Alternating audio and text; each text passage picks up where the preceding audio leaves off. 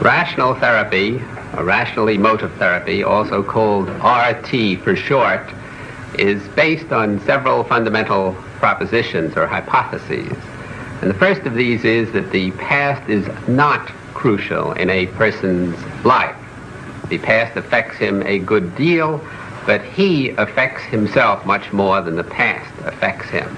Because no matter what he has learned during his historical development, the only reason why these things that have happened to him and that have been told to him affect him today is because he is still re-indoctrinating himself with the same philosophies of life, the same values that he usually imbibed and taught himself to early in his childhood.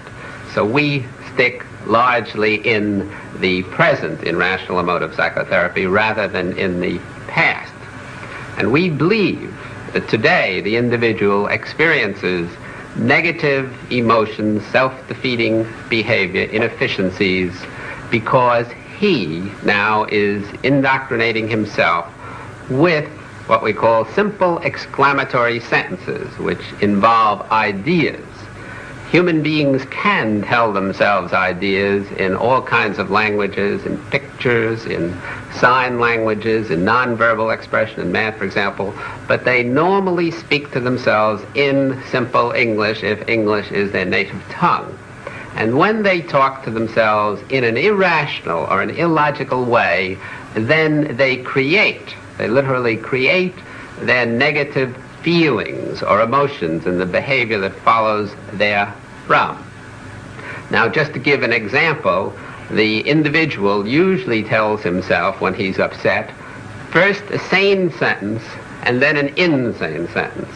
The sane sentence is something along the order of, I don't like the thing that I've done. I dislike my own behavior. And that would be fine, but unfortunately he follows it with an insane sentence, which says to himself, and because I don't like my behavior, I am a louse, I am worthless, I am a no-goodnik. And this thoroughly insane sentence, which is a sentence of faith unfounded on fact, which has no empirical reference, which is a kind of superstitious or dogmatically religious system, creates what we call his anxiety, and through his anxiety, his depression, his guilt, his other forms of self-defeatism. Or again, the individual tells himself the same sentence, I don't like your behavior, when, let us say, somebody has acted badly with him, and instead of following that up with that because I don't like your behavior, I can still stand it, and I'm going to try to get you to change your behavior, he says, I can't stand your behavior. Or in an absolutistic, godlike, grandiose manner, you shouldn't be the way you are because I think that I don't like the way you are. Now, it's these second B sentences which upset the individual. Or another way of putting it, as Epictetus, a Roman philosopher, said many years ago, it's not what happens to us at point A that upsets us, it's B, our view of what happens to us. And in rational emotive psychotherapy, we go after this individual, the patient's view, and show him that whatever he thinks has upset him, usually some external situation, what somebody else has done, it's really what he's telling himself about this thing, this event, which upsets him. And although he may never be able to do anything about the external event at A, he can change the internal event, his sentence, his belief to himself at B. Now, in rational emotive psychotherapy, we try to show the patient three kinds of insight in contradistinction to some other therapies which usually emphasize one major kind.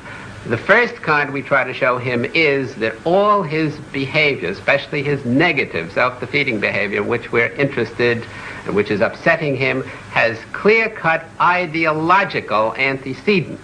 He may have learnt these, as I said before, in the past, but right now, today, he must still believe these same ideologies, else he would not get the negative behavior that flows therefrom. And insight number two, which is most important and which is unfortunately neglected in many other systems of psychotherapy, is that he, being, as Ernst Cassirer once said, a symbolizing animal, is continually re-indoctrinating himself with these ideologies. And that's the issue. That's why he's now disturbed.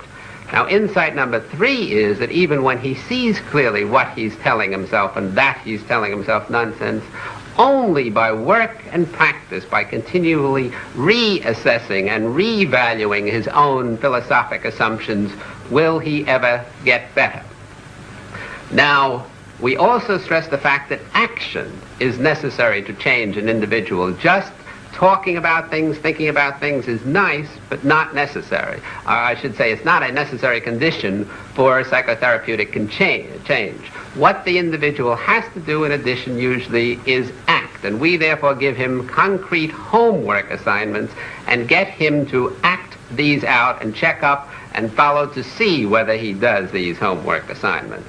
And our final goal is to get the individual to learn, and learn for the rest of his life, to challenge and question his own basic value systems, his own thinking, so that he really thinks for himself. He must do this particularly when he feels miserable, he feels anxiety or depression or guilt or too much frustration or anything else that is negative, or when he behaves very inefficiently.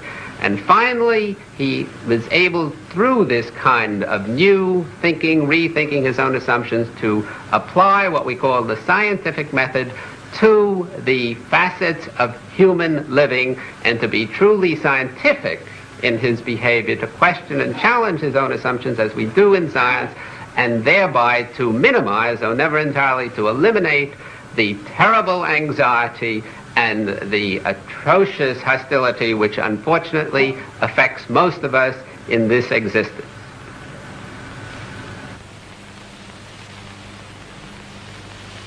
Hello, Gloria. I'm Dr. Ellis. You want to Dr. Ellis. Be seated, please? Mm-hmm. Well, would you like to tell me what's bothering you most? Yeah. I think the things that I'd like to talk to you the most about are adjusting to my single life. Mostly men, I guess. As a matter of fact, I don't know if I'm doing the wrong thing, but I'm going to refer to your book anyway, because this is what I'm impressed with, the book about the Intelligent Woman's Guide to Manhunting.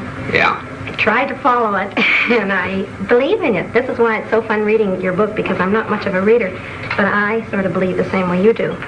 But then I've got a problem in this area. The men that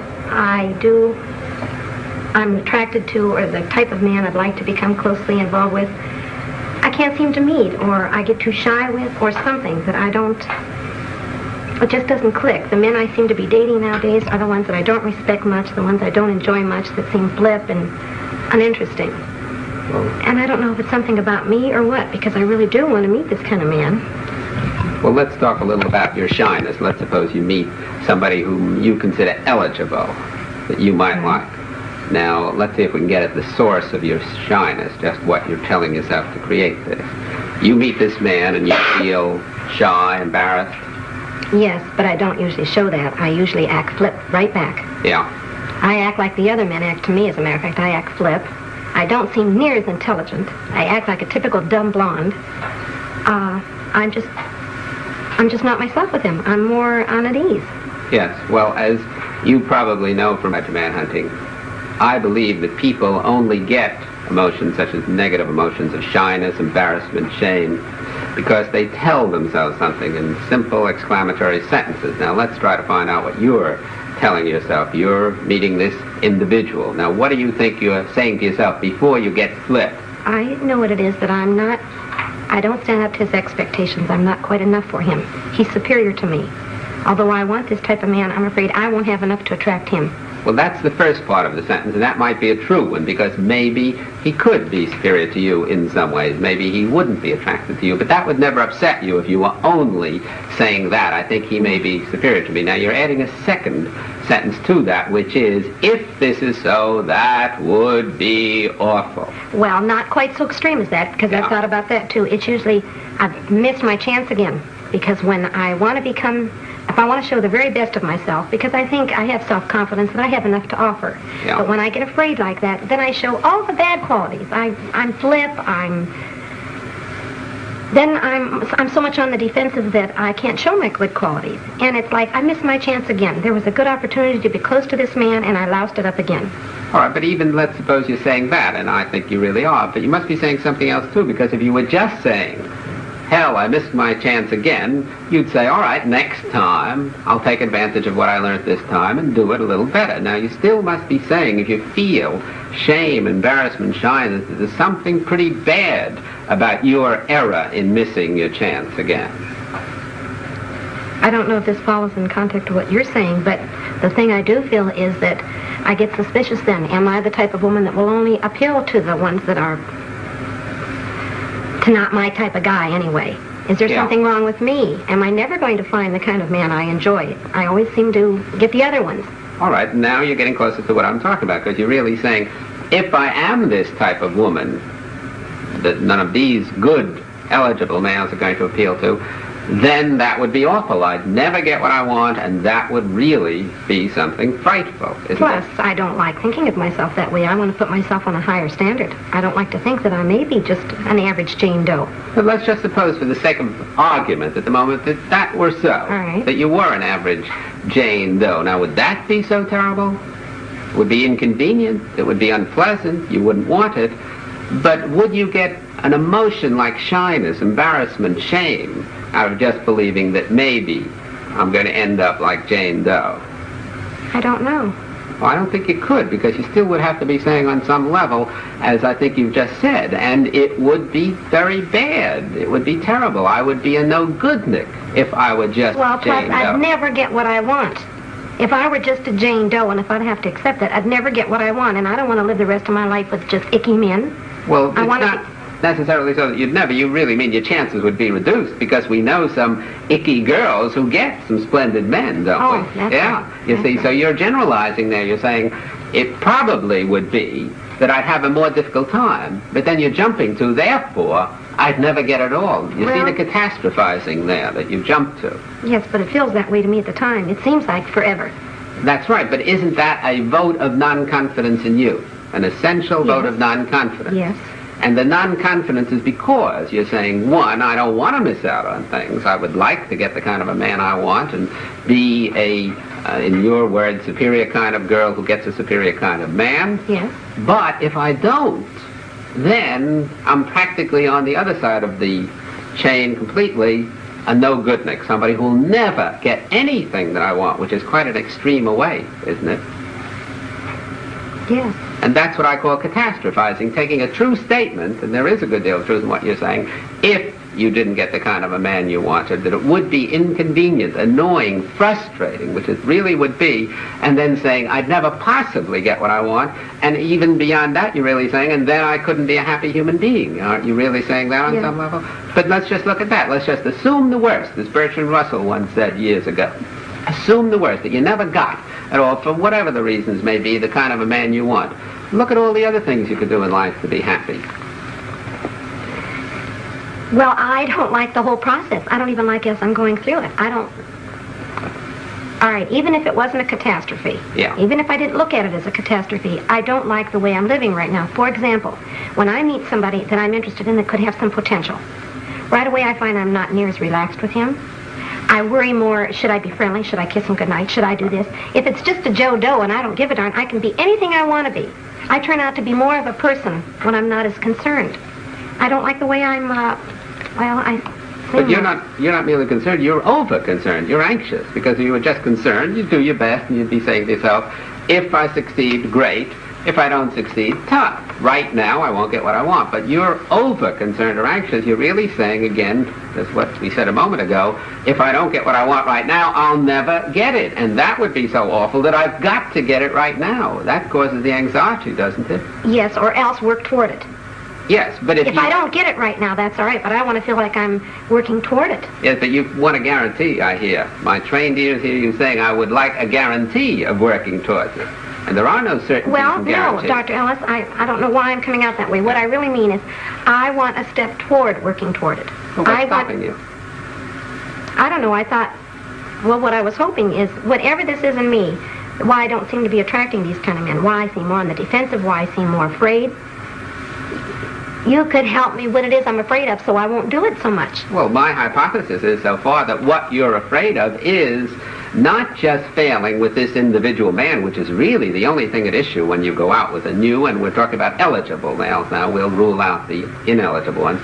You're not just afraid that you'll miss this one. You're afraid that you'll miss this one, and therefore you'll miss every other, and therefore you prove that you are really not up to getting what you want, and wouldn't that be awful? You're bringing in these catastrophes. Well, you sound more strong at it, but that's similar. I feel like this is silly if I keep this up. If you keep There's something I'm doing. There's something I'm doing not to be as real a person with these men that I'm interested in. That's right. You're defeating your own ends by... I've done it again. Right. If I weren't so doggone anxious about trying to hook this guy, I could be more real. He's going to enjoy me more if I'm real anyway. So I'm only giving him the stinky part of me. Right. How can anybody I respect a chooch? And that's what I am when I don't really come through. But look how you just devalued yourself. Let's just suppose, for the sake of argument, you kept giving the stinky part of you. Right. A human being, another person who's trying to get interested in you, might not like these attributes, these characteristics of you, but I don't think he's going to despise you as a person, which you are really doing. I'm harder on myself than I think That's he is. exactly but he the just point. doesn't like me. There's not enough to me. Right, and I say before, if people just didn't like you and you went through enough of them, and it would be hard to go through enough, but it would be possible, you'd eventually find one who did like you and whom you like. But as long as you devalue yourself personally in your own eyes, you complicate the problem enormously, and you're not focusing on how can I be myself, change the traits. If you, for example, had let us just say, a mangled arm, and you wouldn't accept your whole person, your being, because of this mangled arm, then you would focus so much on that mangled arm that you wouldn't be able to do things that you wouldn't otherwise be able to do. That's almost what I do, yes. Yes, you see, that's exactly so. You're taking a part of you, an arm, and focusing almost completely on that. Just to bring it down to our own conversation, you're taking a part of you, your shyness, your not being yourself with males, and focusing so much on that part that you're almost making it the whole of you. And you get an awful picture of your total self because of this defective part, and we're assuming, you and I, that it is defective. We're not glossing over and saying, no, you're doing all right. You're not doing that well. Right. Now, if you could accept yourself for the time being with this defective part, with these attributes, and not beat yourself over the head, as I feel you definitely are doing, then it becomes a relatively simple problem to work and practice against this negative attribute. In other words, let's get back to that now, how to be yourself. Let's just suppose for the moment that you really were fully accepting yourself with your failings. All right. You know you're going to go out, you know you're going to screw up with the next man, the man after that in all probability, but you're saying, all right, I have to go through a learning process, that's too bad. I won't be very good during this while, but I'll do it just as I would at ice skating, where I'd have to fall on my neck for a few times before I learned to ice skate. Okay, now let's suppose that. Then, if that was so, if you were really accepting you, you'd go out, take the risks of being you. Because after all, if you do win one of these men, you have to be yourself. You're not winning them for a day. You're not winning them for an affair. I assume you want to marry one of these individuals eventually and be with them on a long time basis. But mostly a long relationship. I don't think so much of marriage is a long relationship. All right, a long relationship in the course of which you couldn't act. So we don't want to give you some technique of acting well that he'll later find out was a role-playing sort of thing. Yeah. So you have to eventually be yourself. Now, if you really weren't so disturbed about these current failings of yours, you could go out and be this self of yours. Ask yourself, what do I really want to do with this man to help enjoy him and have him help enjoy me, because that's the basic function of life, enjoyment, which we tend to lose. And you'd force yourself to take the risk of being that. Because if you succeeded, great. If you failed, too bad. Either you're not for him, or he may even not be for you. Because don't forget, you said before, when these men reject you, you assume right away, it must be my doing and my fault. You know, they may not be your cup of tea, and you may not be their cup of tea, and it's nobody's fault. It's just true incompatibility. Well, it could be, yes. You see. Yeah. So if you would really accept yourself as you are, and then force yourself, and if you were one of my regular patients, I would give you this homework assignment and then check up on you to see whether you could force yourself to open your big mouth and be you for a while, even though it hurt with these males, you would find that A, you would start being yourself and gradually lopping off these inefficiencies, which incidentally are the result of not being you, but watching yourself from the outside while you're trying to be you, which is almost impossible, because you can't spy on yourself and still be yourself very well at the same time. No, but it would become like a habit. After a while, if you took the risks and forced yourself to, as I said, open your big mouth, and even though you thought maybe it'll come out badly, maybe he won't like me, maybe I'll lose him completely, and so on and so forth, then you'd start swinging in the groove and being what you want to be, and I would almost guarantee that you'd become more practiced and less inefficient, especially in terms of the shyness, because you wouldn't be focusing on, oh my God, isn't this awful how bad I am? You would be focusing on what a nice individual this is, and how can I enjoy him, which is the focus. Well, the usually my focus is relationship. the opposite way. Right. How can I be more attractive to him, and how can he be pleased by me? Because underneath, if I am not, then I cannot enjoy myself. I refuse to accept myself unless I attract and win this good individual. Isn't that what you're basically saying? Yes, and I even go further, Dr. Ellis, when there is one of these men I come in contact with, and I find that I want to cultivate more of a relationship. Well, if he accepts me and we're going along pretty great, I find myself constantly on the defensive, constantly watching the way I sit, not drinking too much, the whole time, instead of just relaxing and saying he'll either like me or he doesn't. In emotion and psychotherapy, you're giving a very good illustration of why other directedness doesn't pay. Because if you really are defining yourself in terms of others' estimation of you, then even when you're ahead of the game and you're winning them, you have to be saying to yourself, will I win him today? Will I win him tomorrow? Will I keep winning him? And you're always focused on, am I doing the thing to please him? And you never are yourself. You never have a self. While if you're saying, what do I want to do in life? There must be some human beings who would like me the way I am. Let's see if this is one of those human beings. Then that's the only way, isn't it, that you can be. You see? Yeah. Now, we haven't got too much time now, so let's try to get it off on a constructive note of more concretely what you can do. You asked before where you can go, how you can meet new people. I'd say that, I don't know this particular area, but it's almost any place. If you could do what we are talking about, really take risks and focus on what you want out of life, and on the fact that it's going to take time, which unfortunately it does, and that it's not awful and you're not awful while it's taking that time, then you can leave yourself open unshyly to all kinds of new encounters. And these encounters can take place on buses, while waiting for a streetcar, if they have streetcars in this area, at cocktail parties, anywhere. You can talk to people who look eligible. You can ask your friends to get you eligible males and so on. But the main thing is that you have to, A, like yourself while you're not doing badly, and B, not be intolerant against conditions which are bad. And I'm agreeing with you that they are. Now, as I said, I would give you, if you were a patient of mine, the homework assignment of deliberately, very deliberately, going out and getting yourself into trouble. In other words, taking the most eligible males you can find at the moment and forcing yourself, risking yourself to be you. Are you saying even if it were like if I went into a doctor's office to start a conversation with him because he was attractive to me or he appealed to me? Right. I'd even go so far as to starting out a conversation with him, a personal one? Why not? If he's an eligible individual, any kind of an eligible individual. Well, I feel you accept that, but that seems awfully brazen or something. Well, let's suppose it is brazen. What have you got to lose? The worst he can do is reject you, and you don't have to reject you if you were thinking along the lines that we've been 25 minutes or so. You see? Oh, yeah. Now, can you try to do that? I think so. It sort of gives me a spurt to go out and see. You're right. That's all I can do is be rejected. Right. And that leaves you intact. It just leaves you, unfortunately, not for the moment, getting what you want.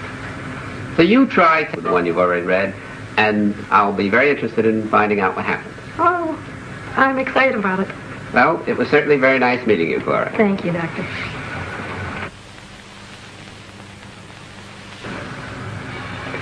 I enjoyed talking with this interesting and I think highly courageous patient, and thought that the session gave a pretty good illustration of a fairly typical session of rational emotive psychotherapy. How was it typical? In several ways. In the first place, I was able rather rapidly and quickly to get to some of what I think are the philosophic cores of the patient's disturbances, to show her that the reason she is feeling shy and ashamed and afraid in this instance is because, even though partially unwittingly, she is defining herself in a very negative way, or devaluing herself by blaming herself too much for imperfect behavior. Because perfectionism is the root of most human evils, and she was showing some fairly typical perfectionistic notions.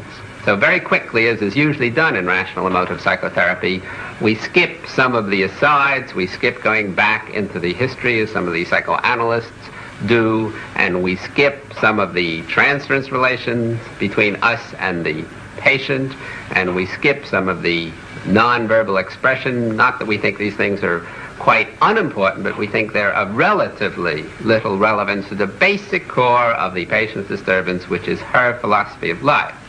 And typically, again, this patient showed both anxiety and low frustration tolerance, which most patients showed, and these were intertwined, and again, very usually, she was then beating herself over the head, blaming herself, condemning herself for feeling these kinds of feelings.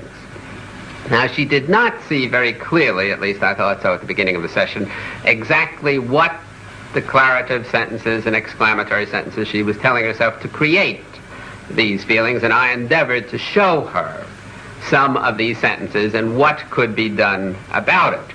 And among other things, I also, though briefly, because this is just one brief session, tried to give her a homework assignment that she could go and get her teeth into and actively try to do to de-propagandize herself by going out and taking risks which normally up to now she hasn't been taking that much of. It's interesting to note that, again, quite typically in this session, although I was attacking fairly vigorously the patient's attitudes or philosophies, she did not feel an attack on her. She felt that I was supporting her, if anything, and she ended up, I thought, rather optimistically feeling that I had given her several ideas of what she could do in the future.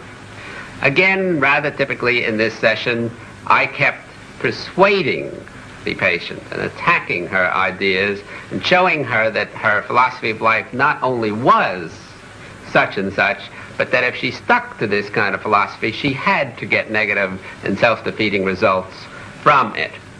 And then I kept persistently going on, even though at times she became defensive and wasn't quite accepting by any means what I was saying. I didn't let this bother me, but kept going on against her basic core system, her value system, because this is, again, what bothers patients, that they give up very easily on attacking their own negative evaluations of themselves, and therefore they persist forever. Now, there were limitations, of course, especially in terms of time to the session, and these limitations did have some effect. For example, there was not enough time for repetition. In several sessions, I would have gone over much of this same material until I was sure that it had sunk in. Then I would have had time to get feedback from the patient to see whether she really understood in action in particular what I was talking about, and whether she was following it up or leading herself up some other diverting pathway which people can do. There was no time to emphasize that she would have to continually reassess her evaluations of herself and her general philosophies and do rethinking for the rest of her life. There was no time to show the patient very much that even during this session, in relation to me and what she was saying about herself, that she was displaying her bad attitudes toward herself. And finally, there was no occasion, of course, since this was an individual session, to see how she related specifically to other non-therapists, as she would in group therapy, and in the midst of this group situation to show her exactly what was going on and what she could do about it. But I do feel hopeful about the session and think that perhaps I was able at least to give the patient a few ideas which she could then go out and work on her own, because unless patients do work themselves with the material that we therapists give them in psychotherapy, nothing eventually happens. It isn't any magic that we have for them, but we can give them certain catalytic ideas and influences which then, if they work and practice at, will do them good for the rest of their lives.